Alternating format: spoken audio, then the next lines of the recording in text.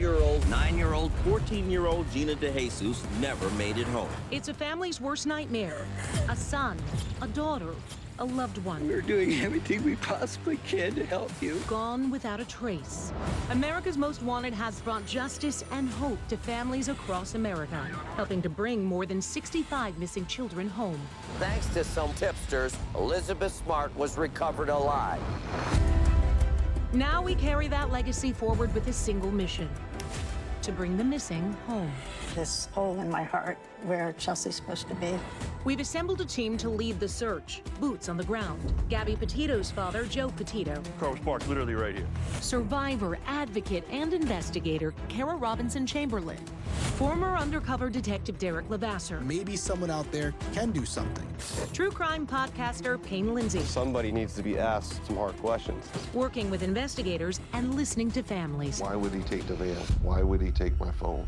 There's no more waiting. Tonight, we're going to find them. No family should have to wonder what happened to their child. She just vanished. We need your eyes. We need your voice. We're one tip away from changing the course of this case. We need your help. It's a missing piece to the family. I miss my son. Because one sighting, one tip, one moment We're this close. can bring someone home. We never stop searching because we know the families won't stop either. The search begins now. Good evening. I'm Harris Faulkner, and this is America's Most Wanted: Missing Persons, a new show following the lead of the iconic true crime series. We have 3 urgent cases to dive into tonight, and we've assembled a fantastic team of experts to help us. Derek Levasseur, former undercover detective who has worked with the FBI and the DEA. Kara Robinson Chamberlain, a child abduction survivor who escaped her captor and went on to become a deputy sheriff. And our special guest, Joe Petito. After the disappearance and tragic loss of his daughter, Gabby, he has made it his mission to help other families find their loved ones. And you recently went to Arizona to help David Robinson search for his son, Daniel. I've been friends with David now for a few years, and the torment that he's had to go through day in and day out, I don't understand the strength that that takes, and he really is someone to be admired. Yeah, you both are. I'm glad you're here, and you're helping us solve more here. So let's get to the first case.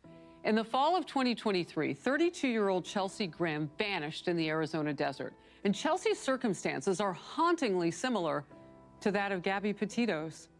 A missing young woman and a heartbroken family.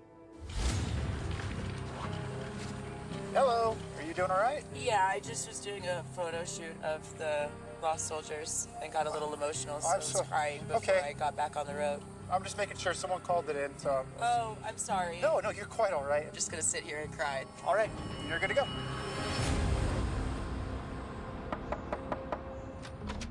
Hi. Janet Grimm. Joe Petito, So how you nice doing, to Janet? meet you. Hey, Joe, Steve. Grimm. Steve, nice to meet you. Good to see you. Come on in. This is a case of Chelsea Grimm. A lot of similarities to our own personal story when it came to Gabby. Cross-country trip, camping, but Chelsea's been missing for 18 months. It's my understanding Chelsea was coming from San Diego, working her way throughout the country to come to a wedding. She was. Chelsea had broken up with her boyfriend. She got as far as Arizona, and she didn't think she could make it in time for the wedding. And she said, I'm gonna do a little camping and have some me time. When she left San Diego, she was distraught. She actually said, don't worry, I'm gonna be off the grid, it'll just be a couple of days. The last time we talked to her was the 27th. The last time she was actually seen alive was on the 30th. We reported her missing October 4th, and they found her car the next morning. With 2 flat tires. All of her stuff is in it. And it's in the middle of nowhere. It's your worst nightmare.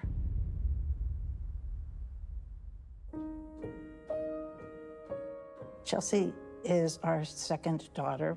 She has tons of energy. Happy birthday to you.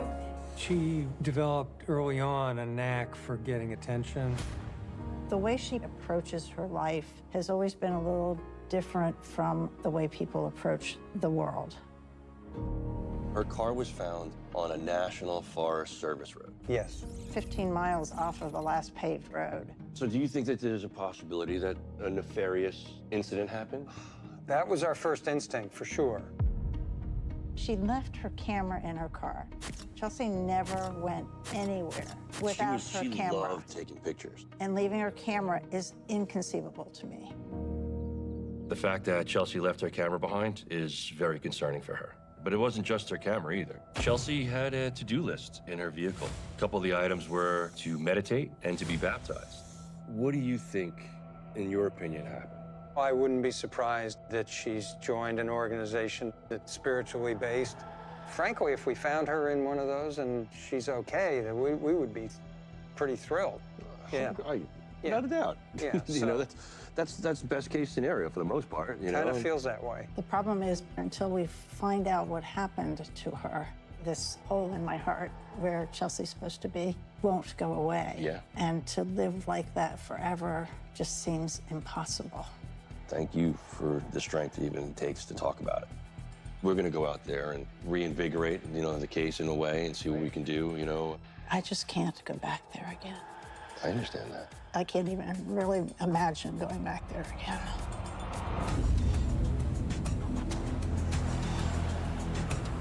I connected with Janet Steve because I understand the heartache and pain.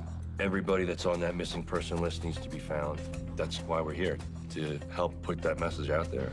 If it's okay with you guys, we'll start off with the timeline and So if we break down the timeline, September 28th, she's contacted by that police officer.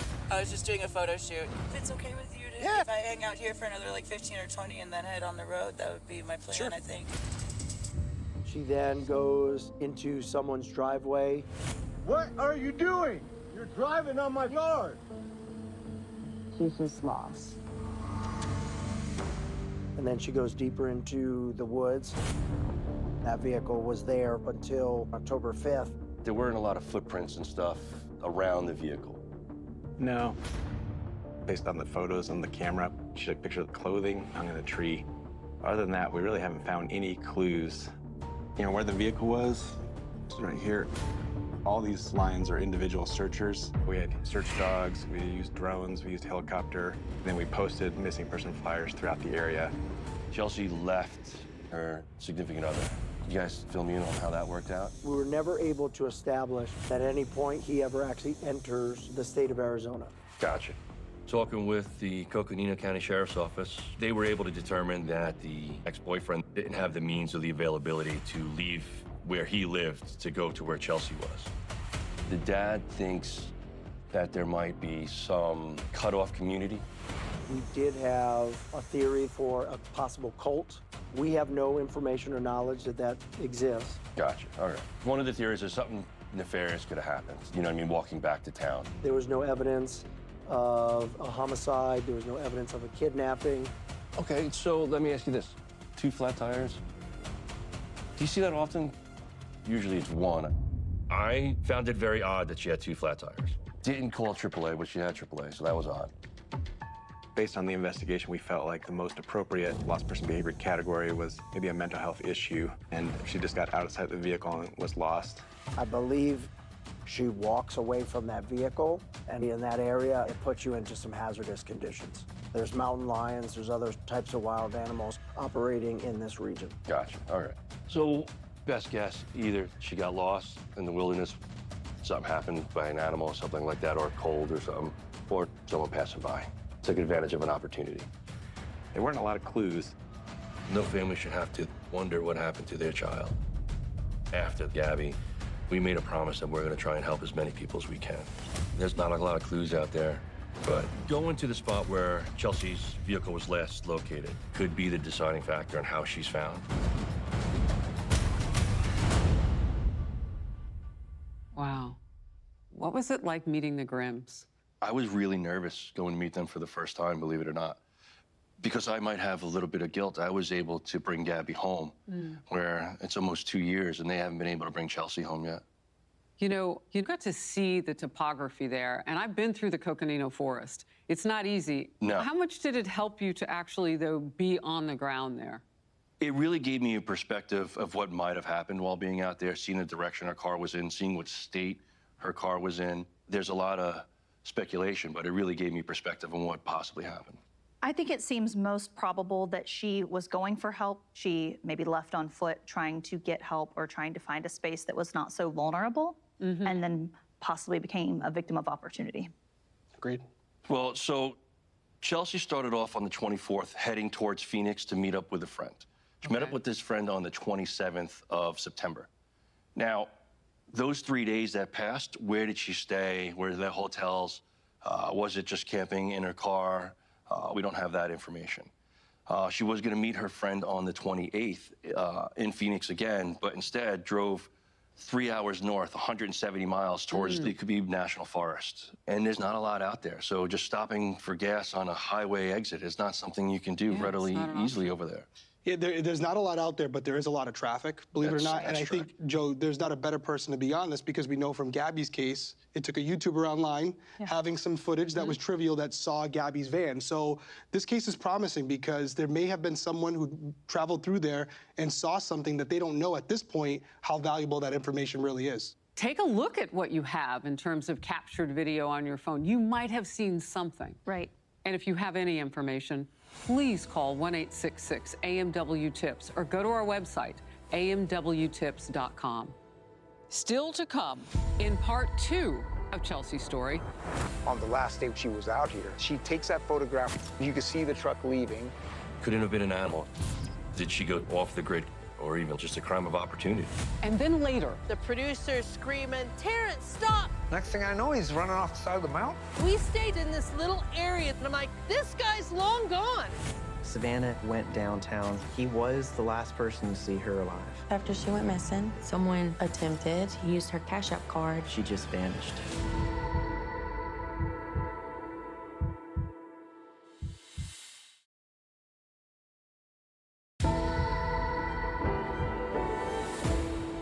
welcome back. The search for Chelsea Grimm continues. In part 2 of our story, Joe Petito talks to private investigators and gets new details that could blow this case wide open.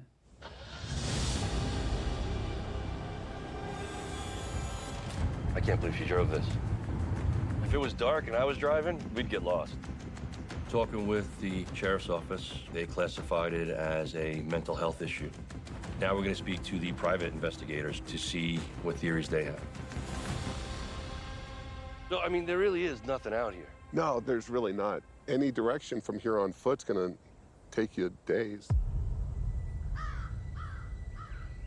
The car was parked literally right here. Right in the center of the road. On the last day she was out here, there was a set of hunters that came by in the morning. They asked her if she was okay. She said she was, so they went about their business. Around midday, an Arizona game and fish officer tells her that if she felt like she needed to walk to town, she needed to go back the way she came. About 5:30, 5:45, she comes across woodcutters. So we asked her if she had any trouble. She said, no, we're fine. She says, I'm just taking pictures. You just missed a beautiful sunset. She sits here after she had contact with the woodcutters, and then she takes a photograph from her driver's seat into her mirror. So it was the woodcutter with the license plate in the side mirror? Right. You could see the truck leaving, and then her last photograph was taken out her front windshield right there. And that's it. That's the last thing we know that she did. Chelsea did run into a lot of people. Maybe she ran into one that wasn't good. Even after 18 months, a local search team of American Legion members continue to search for clues to Chelsea's whereabouts. Shifting through all her photos to find items that we believe she took with her, the things that are not accounted for are 2 very large leather-bound books, some jewelry, a pair of French-branded glasses called Privé Revue, and her bearded dragon named Rosy. Let's see what they can find, huh?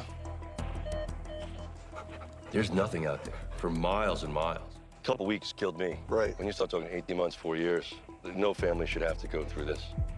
Seeing the people that came out trying to help search for Chelsea, it's just amazing to see, and we need more of it, so please continue it. Oh. What do you think that is? An elk? Couldn't have been an animal, an aggressive mountain lion. Imagine a 32-year-old with nothing to defend herself. Maybe something did happen with an animal. I don't think that in her mind she was thinking how risky it is to be in a place like this. This terrain here is not conducive for a person on their own. There are campsites up here. There are hunters that go up here. I could see Chelsea, she just wanted to cut off, went off to some off-the-grid community, or even someone just coming along, and just a crime of opportunity. Regardless of if it was a mental health issue or any other issue, the fact is Chelsea's missing and needs to be found.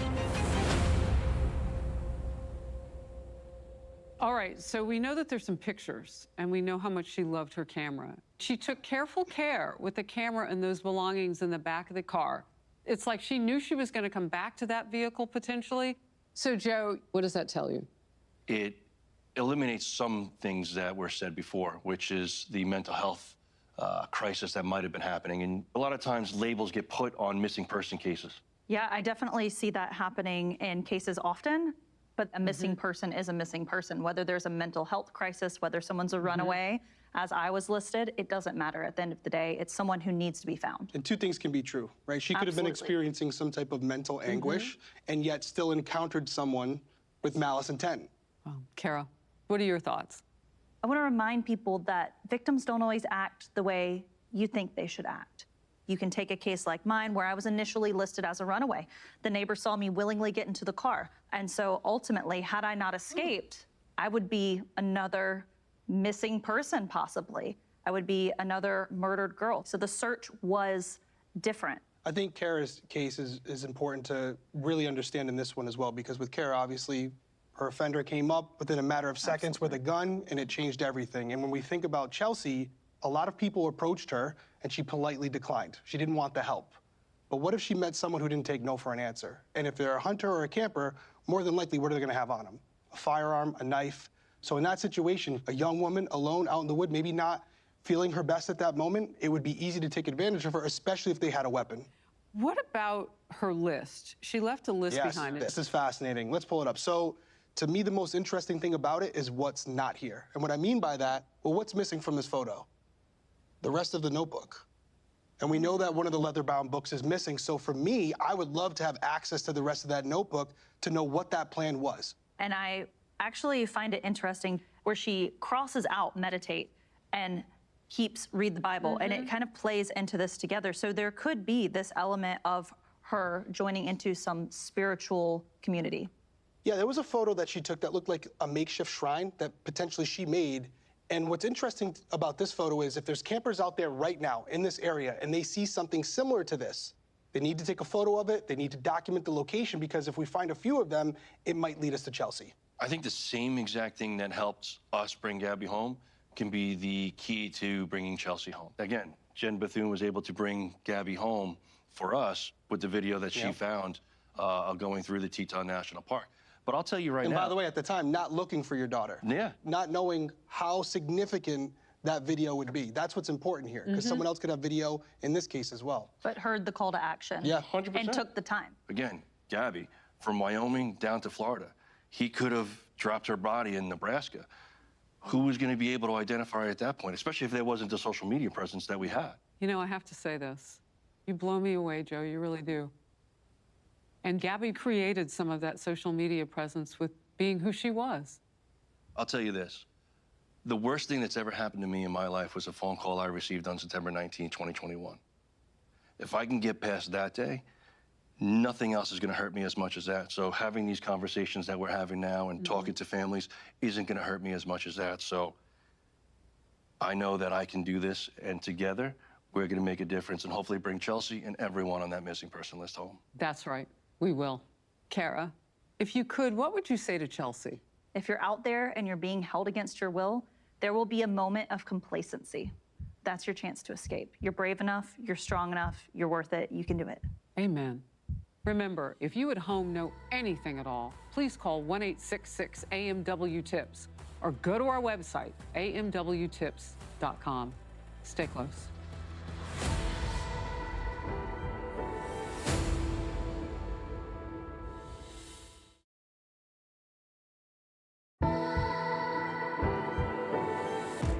Welcome back. Our search for the missing continues, this time for 26-year-old Terrence Woods Jr. He was working on a TV show in Idaho when he allegedly took off running down a cliff and vanished. What caused him to run?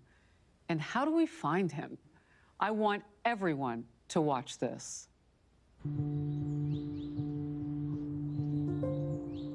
So this is T's room. This is the way his room was the day I took him to the airport, September 30th, 2018. Here's T. Hello. That's us together. He had a traveling bug. He would show me his passport. He said, Dad, look at my passport. It's stamped this. I'm going here. After he graduated from the University of Maryland, he moved to London. Then he started working for the TV industry. He left to go to Idaho September 30th, 2018. And they were gonna do this shoot. They were supposed to be going for 2 weeks. Then the next time I heard from him, he said that he was coming home early. And that was the last time I heard from him before he allegedly disappeared off a cliff. London was my first ever destination outside of the U.S., and one of my favorite things about it easily was just staring at the Palace of Westminster. These are videos from Woods' Vimeo page that show he's worked on a number of productions around the world. The 26-year-old was part of a dozen-person crew shooting a documentary in the Oro Grande area with a London production company called Raw TV when he got separated. Witnesses on the scene told the sheriff's office Woods had been acting strange. We met Terrence in Grangeville. He was like an assistant on the shoot. That morning, I remember seeing Terrence with my wife, Sheree, on the little road that led out of there. I think she knew his whole life information before the end of the day. We met and we talked for a long time. There was something with his family dynamics. He says, oh, my mom is having major surgery. And they says, oh, and my dad, he's going blind. That was a picture he was painting, this whole thing. A couple hours later, we hear, it's a wrap, and some of them are singing because they're coming back. And so we walk over here. He was about 30 feet away. And he stands there and he turns around, he has a radio in his hand, and he put the radio down on the ground behind him. At that point, I turned around, and then all of a sudden, the producers start screaming, Terrence, stop! Stop, Terrence! He was running down the mountain. The producer goes running after him. I could hear all this brush breaking and branches breaking, and I'm like, what in the world is going on? I asked my wife what's happening. She goes, I don't know. Next thing I know, he's running off the side of the mountain. He absolutely vanished. We got the call, and we did some basic searching from the information that we got, but we saw no signs of him. The next day, we got all the dog teams, helicopter. We were gridding the whole mountainside. We didn't find anything. We stayed focused in this little area the whole time, and I'm like, this guy's long gone. We had trackers come in, and they tracked him down to a road crossing, and they thought that they could see his slide marks down to the road base. That was it. His dad said the things he told me were not true, but at the time, I thought, oh, this poor guy, he's got such a sad life that he wanted to go kill himself in the forest. I mean, I can't even fathom that he ran down a cliff. But if he was to run, he wouldn't have been talking calm and normal to someone and then all of a sudden take off running. If he was to run, he's gonna run because he's afraid of something. People think he fell into a mine shaft, but I don't, because show me the mine shaft. A bear or a mountain lion, there would be remains. There would be some type of evidence. Do you think Terrence is alive? Oh, yeah. I think he's alive. Maybe he knew beforehand where they were shooting. He could Google it. He could find out where it was. He wanted to fake a death, start over, start a new life. He couldn't have gotten lost if he just went down, because he's going to cross a road. But one of the thoughts is that somebody picked him up. The night before, a girl at the restaurant they went to gave him her number. And then the night he vanished, that girl and another girl show up to where he ran down the mountain. How did they know he disappeared? The Penman mine is way out there, and for him to plan something, he'd have to plan it really well. What I remember, he had like just a lightweight jacket. You know, when you're out in the elements, you need to be prepared a little bit, and I don't think he was prepared. And maybe you had a panic attack and you ran down for a little ways and you fell in a hole someplace, but you would have thought we would have found him by then, you know? It's no explanation. What I'm dealing with is like a cancer. So it's killing me slowly. But I'm gonna stay strong to find out the truth. I would like to ask anyone that know the truth or seen anything that happened to my son. Don't be afraid. Please get in touch with the authorities. Let them know what you know so that we can find the truth out and I can at least get closure. Do it hurt? Come on, man. It's killing me. But as long as there's things to remind me of him, he's always here. He's always here.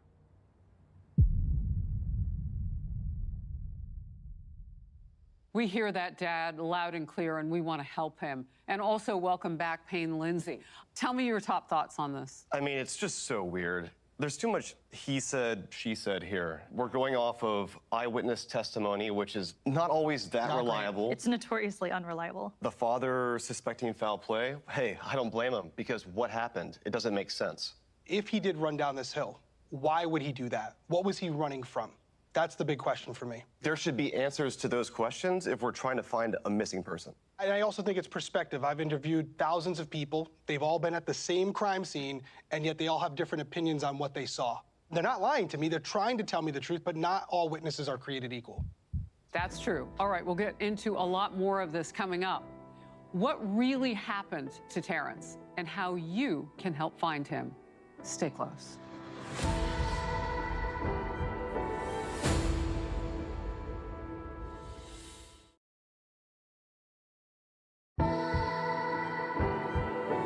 Here's T. Hello. That's us together. He doesn't want to put his head with mine, baby. Poison ivy. That's not poison ivy. Well, look, when we look at this, the dad says he allegedly disappeared, which might indicate foul play. What's your take? I mean, he ran into the woods. Who was in those woods at the time? We won't know.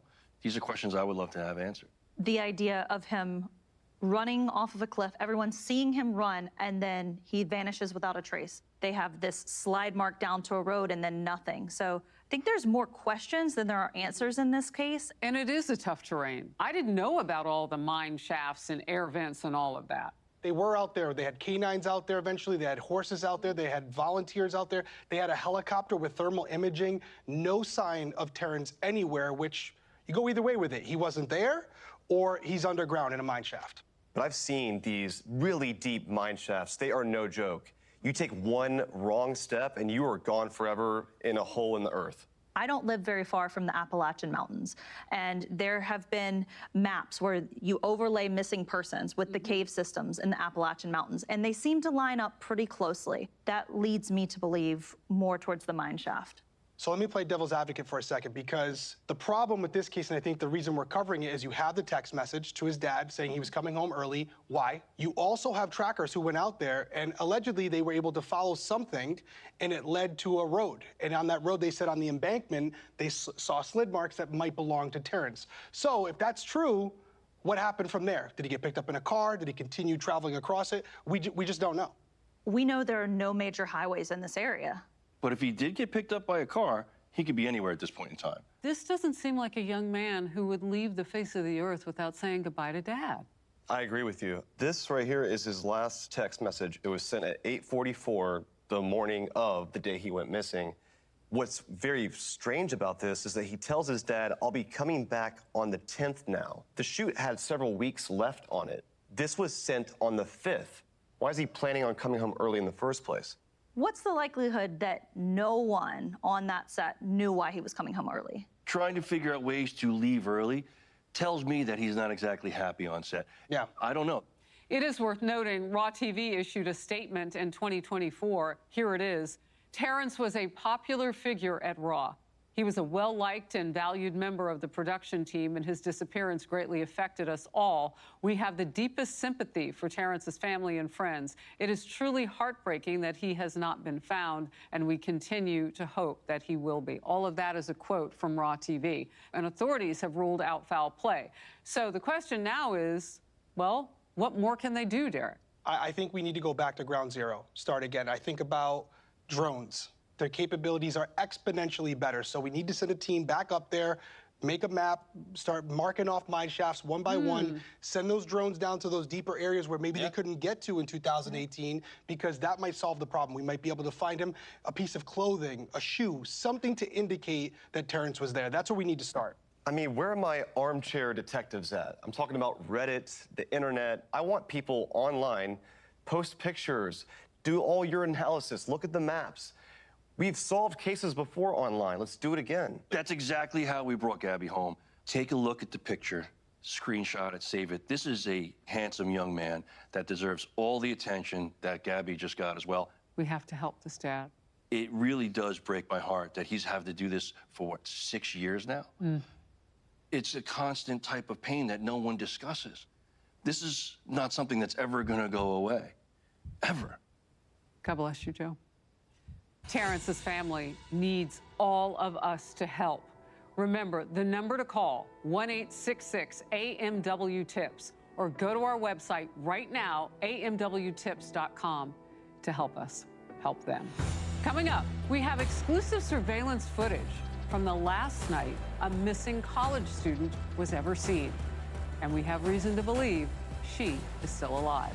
Stay with us.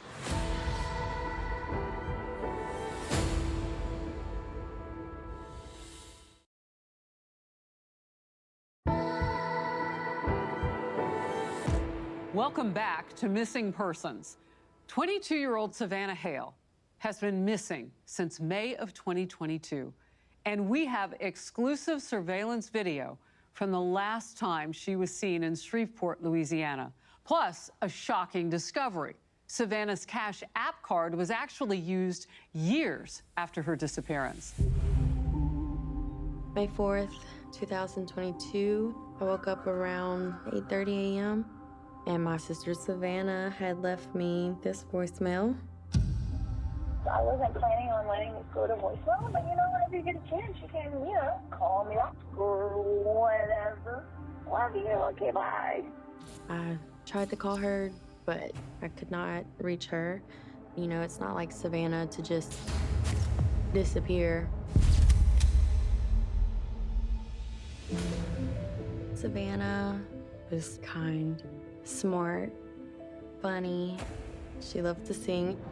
I think that I might go cry myself to sleep.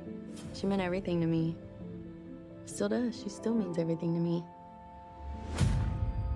She was last seen with her boyfriend going out to a bar that evening. We know that Savannah and the boyfriend went downtown to go celebrate his birthday, had a few drinks, came back home between 3 and 4, and boyfriend's story was they passed out, went to sleep. And then he woke up and she was not there. He says that he assumes that Savannah went through his phone and found something that she did not like, as far as him talking to his ex-girlfriend, and that might have been the reason why she left. He says that she gathered her clothing, toiletries, laptop, and left. At this time, there's no evidence indicating the boyfriend is involved in Savannah's disappearance. If you get a chance, you can call me up or whatever. 6:08, there was a voicemail from Savannah to her sister that did not appear to leave any alarm, but she also sent a text message. The text message was at 6:42 a.m. Kirsten, I can't do it anymore. I can't do it. I love you so much, and I'm sorry. I'm sorry, I can't do it. I'm so sorry. Sorry, I need a moment.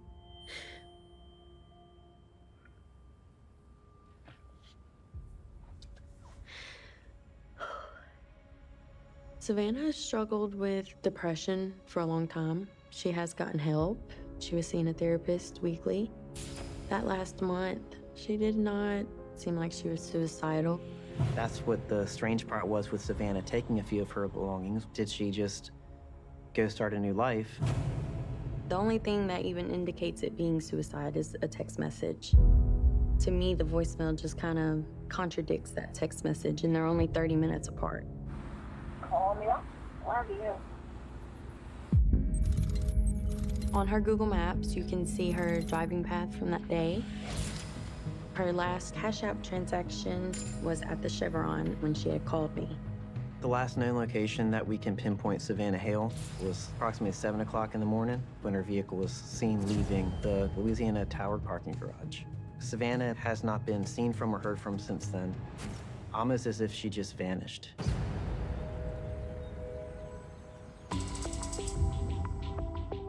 Six months after she went missing, someone attempted to use her Cash App card. Either somebody has access to her account, or she in fact is still using that account. Savannah Hale's case, there are numerous possibilities as to what happened, whether it's suicide, whether it's starting a new life. All we can do is speculate. If there's anyone out there that does know anything or has seen anything, I beg you, please, please share. We need her home. We're ready for her to come home. We have to help her find her sister. So can you pinpoint some areas of hope? Well, the Cash App thing would be huge for me. I also think the fact that we're not only talking about a missing person, but a missing vehicle. A lot harder to hide. But I'm excited about this case. I think there's a real potential to solve it because I don't necessarily think it's going to be law enforcement that solves this one. It's going to be a concerned citizen who saw her vehicle or saw her, and that's what's going to get us back on the right path. Yeah, let's talk about the vehicle. So it's a 2012 Kia Forte. The license plate is 607DNH. It's missing a hubcap on the front driver's side. There is damage on the rear quarter panel on the driver's side. And then there is a weird metal bracket on the front fender.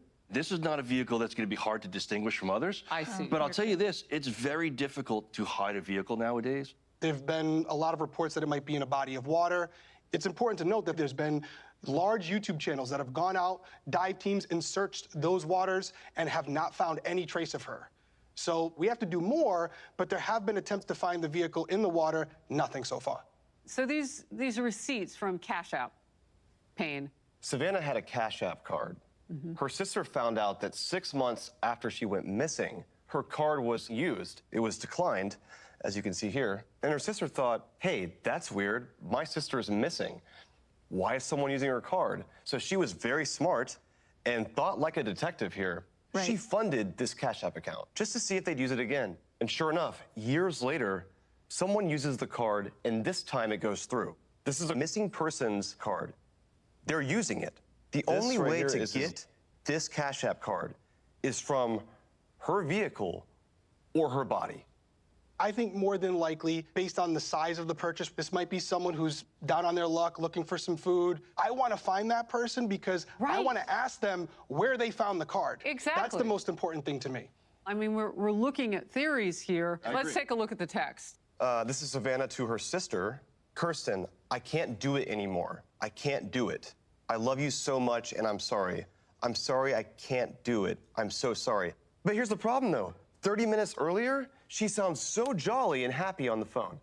With our story, when it came to Gabby, one of the things that the FBI was able to figure out was that Gabby wasn't the one to write those text messages based on the vernacular that she used. Did she spell this way? Did she put the punctuations like this? Yeah. This is something that we should figure out because that's going to dictate whether or not this text message is even sent by her. Right. We do have exclusive surveillance video of the last night that we know that she was seen. She looks like she's having to hold herself up a little bit. She's not sturdy. My assessment, she's definitely had a couple drinks. So you have intoxication, sleep deprivation, and now you're out driving around. What type of condition was she in later on? You know, especially at 4 o'clock in the morning, you're intoxicated, presumably. 2 hours later, you're not going to be that much better if you need a table and a fence to lean on just to get down the block to your car. Let me be crystal clear here. We have alluded to the fact that Savannah was possibly drinking, that does not change the facts of the case. Savannah is missing. That's right. We are not laying any blame on her. Absolutely not. But what we are saying is that made her more at risk of being a vulnerable person. So if you saw Savannah, if you were in that bar, if something struck you as odd, listen to that intuition. Reach out, share that information with law enforcement. This was an intense one. Please lean in and do what you can do. Help us find Savannah. The number to call, 1-866-AMW-TIPS, or go to our website, amwtips.com. We'll be right back.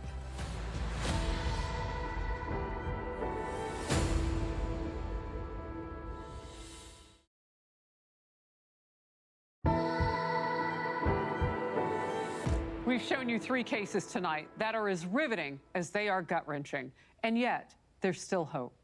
We also need your help with this urgent case. On the morning of June 26, 2021, 27-year-old Raja McQueen went out in her 2018 silver Nissan Sentra with her boyfriend, Stanley Williams, seen here in this picture.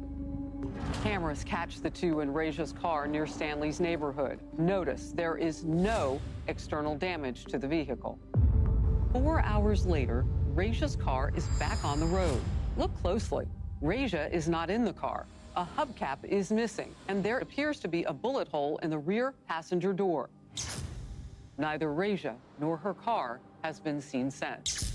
Raja is 5'6", approximately 130 pounds, and has tattoos on her left upper arm.